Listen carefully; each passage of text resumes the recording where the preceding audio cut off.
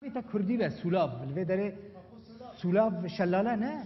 شلاله ناوی تب کردی شلاله بلکه اصل جی کرد بکر بلنا که يعني نه غريبه بركو سولاب ناوی که کردیه به عربی معنا سولاب هيتنا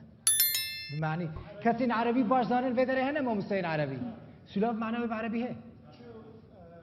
فرمو تنه هر المختار الصحاح جي بقرة او قام مختار الصحاح جي بقرة سولاب تيدا نابيني احتمالك مازنا كردا شامي بس سولاب فواخر جي ندوره جبركو فواخر جي وكاكو نا عربي با تركمان فرهنا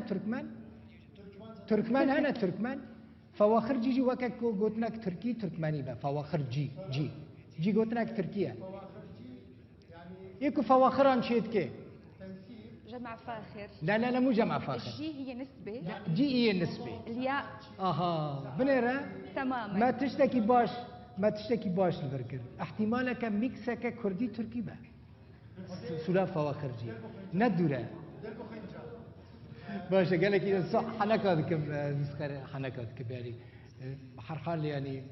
كي باجي سلاف فواخر جي هنرمنده كسوريا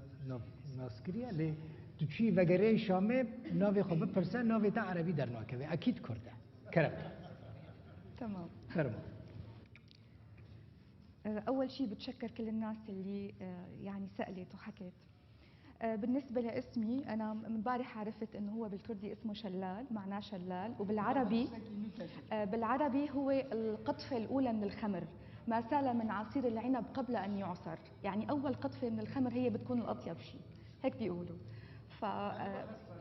لا بكل الأحوال أنا أكيد بتشرف انتمي لكم